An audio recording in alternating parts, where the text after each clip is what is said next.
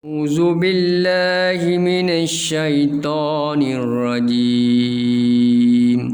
Aku berlindung kepada Allah daripada syaitan yang derajam. Bismillahirrahmanirrahim. Dengan nama Allah yang Maha Murah lagi Maha Mengasihani.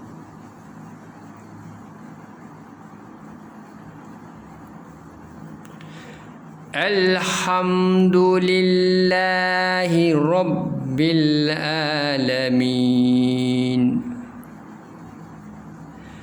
Alhamdulillahi Rabbil Alamin. Segala puji tertentu bagi Allah, Tuhan yang memelihara dan mentadbir sekalian alam. Ar-Rahmanir-Rahim. Ar-Rahmanir-Rahim. Yang Maha Murah lagi Maha Mengasihani. Maliki Yaumiddin. Yang menguasai pemerintahan hari pembalasan, yakni akhirat.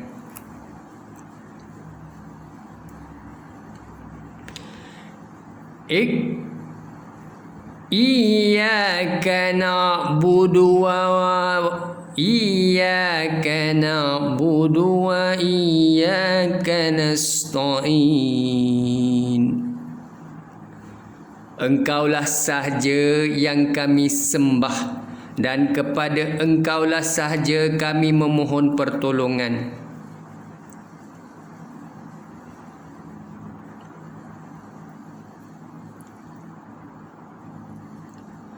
Ihdinas siratal mustaqim.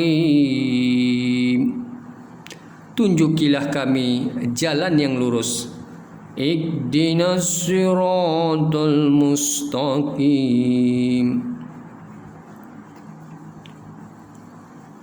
Siratal ladzina an'amta alaihim ghairil maghdubi alaihim waladdallin.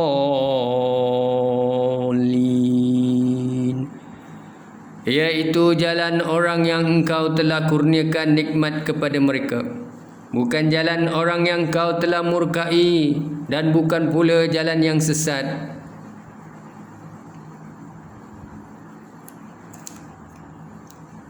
Tuan-tuan dan puan-puan, hari ini saya membaca Al-Quran dengan melihat tajwid, idgham, huruf. Perkongsian yang tidak seberapa pada hari ini berkaitan pemahaman saya terhadap surah Al-Fatihah. Al-Fatihah pembuka surah ke-1, terdiri dari 7 ayat Makkiyah, juzuk 1. Fatihah 7 ayat. Kalau kita rujuk kepada ayat pertama, Bismillahirrahmanirrahim, yang membawa arti dengan nama Allah yang Maha Murah lagi Maha Mengasihani. Maknanya kita ketahui, kita maklum bahawa Allah Subhanahu wa taala adalah Tuhan yang disembah oleh umat Islam, yang diperakukan oleh umat Islam, yang diperteguhkan oleh umat Islam. Sesungguhnya umat Islam bergantung kepada keesaan, keagungan, kebesaran Allah Subhanahu wa taala, yakni umat Islam juga sedar dan maklum bahawa Allah Subhanahu wa taala bukan sahaja mencipta manusia, malahan Allah Taala adalah Maha Pemurah, mengasihani, memberi perhitungan dan menerima taubat, yakni manusia yang benar-benar bertaubat, yakni taubat nasuha. Saudara dan saudari, kalau Allah Subhanahu wa taala boleh mengampunkan manusia, boleh memberi kemaafan kepada manusia, boleh menerima segala penyesalan manusia, boleh memberi keredaan kepada manusia kerana manusia itu taubat nasuha dan tidak lagi mahu melakukan perbuatan khianat, iri hati, hasad, dengki maupun maksiat zina maupun perjudian dan apa saja. Namun kita sebagai manusia, mengapa tidak kita memberi keampunan, kemaafan? Mengapa tidak memberi kemaafan kepada mereka-mereka yang menzalimi kita, mengkhianati kita, hasad, dengki, iri hati? Maknanya apabila kita menyedari suatu kuasa yang agung, yakni Allah Tuhan kita yang kita sembah, maka Allah memberi pengampunan kepada hamba-Nya yang bertaubat nasuha. Mengapa tidak kita memaafkan orang lain yang sebenarnya mungkin mengkhianati kita, tetapi dalam masa yang sama hendaklah kita sentiasa memberi perhitungan kepada diri kita dan sentiasa mencari keredaan Allah Subhanahu wa taala. Baik, kita beralih kepada ayat kedua dalam Al-Fatihah ini menurut pemahaman saya.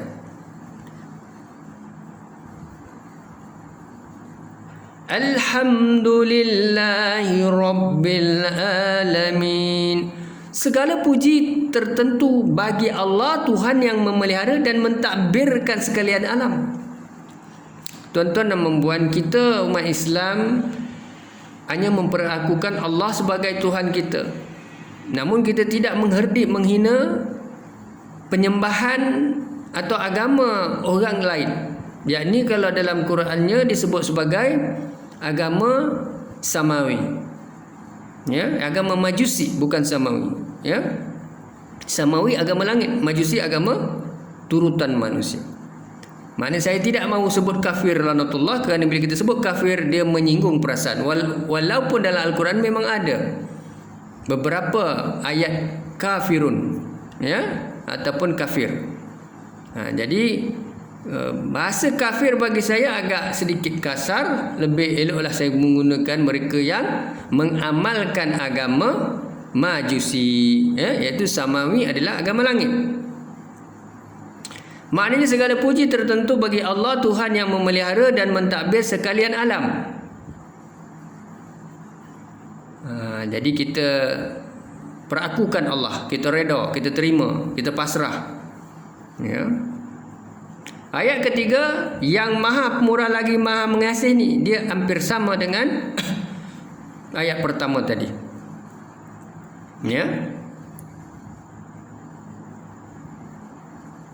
Ar-Rahmanir Rahim. Ar-Rahmanir Rahim. Ya. Ayat keempat, yang menguasai pemerintahan hari pembalasan, yakni hari kiamat. Maliki Yaumiddin. Maliki Yaumiddin, ya. Kita akui sesungguhnya yang memperhitungkan alam barzah, alam kubur, alam akhirat, ya, sakratul maut, ya, kemudiannya kita dipertimbangkan di akhirat, dibangkitkan kembali adalah dengan kuasa Allah Subhanahu wa taala, yakni yang menguasai pemerintahan hari pembalasan. Di dunia tuan-tuan kita boleh buat apa saja kita suka, khianat, hasad, dengki, iri hati, dendam, sihir, saka, kita buatlah macam-macam, tetapi kita jangan lupa, yakni mati itu pasti, akhirat itu pasti, neraka syurga itu pasti. Baik. Yang kelima, engkaulah sahaja yang kami sembah dan kepada engkau sajalah kami memohon pertolongan. Iyyaka na'budu wa iyyaka nasta'in. Tuan-tuan, ya, kita tak boleh syirik, menduakan Allah ataupun menjumpa Tok Bomo, macam-macam lah, ya, ataupun ikhtiar, ya, selain daripada kaedah Islam. Ini kita dikuatiri kurafat, kufur ataupun disebut syirik. Apabila kita menjumpa sami-sami, ya, kita cuba berikhtiar dengan bukan cara Islam ini, memakai tangkal ataupun menyembelih kambing hitam, darahnya kita minum, ataupun kita minum darah ayam warna putih, ayam jantan, ya, ataupun kita potonglah apa yang kita patut kemiannya, ya, kita asapkan rumah, ya, keris dan sebagainya, atau kemian kita tabuh di rumah, ya, asap setanggi dan sebagainya. Sebenarnya perkara itu tidak ada dalam Islam, ya. Kita tidak petikai amalan orang lain, tetapi kita sebut apa saja dalam garisan atau ruang lingkup Islam, akidah Islamnya, ya. Siratal ladzina an'amta alaihim ghairil maghdubi alaihim waladdallin. Tunjukilah kami jalan yang lurus, siratal mustaqim, ya. Kita ni semua manusia khilaf, tuan-tuan, ya. Kita ada nafsu, kita ada akal, ya. Kadang-kadang kita buatlah perkara-perkara yang menipu, ya.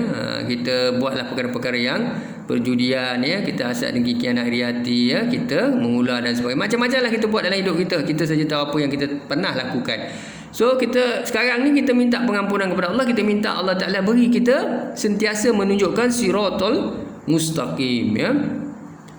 Iaitu jalan orang yang engkau telah kurniakan nikmat kepada mereka, bukanlah jalan orang yang engkau telah murkai, dan bukan pula jalan yang sesat. Tuan-tuan, ya, kadang-kadang kita dalam solat ni pun kita tak khusyuk, ya. Kita baca Fatihah, baca surah pun kita boleh fikir nak makan, ya, nak naik motor, nak beli baju, kita nak makan macam-macam lah apa, kita tak boleh khusyuk, ya. Dekat situ pun kadang-kadang kita ada gangguan, ya. Apalagi sebenarnya, ya, kalau kita bekerja ataupun kita terlibat, ya, dalam apa saja urusan kemanusiaan, kalau kita melihat macam-macam lah ujian dugaan yang berlaku pada kita, ya. Sebenarnya tuan-tuan dan puan, kita hidup ni tak lama.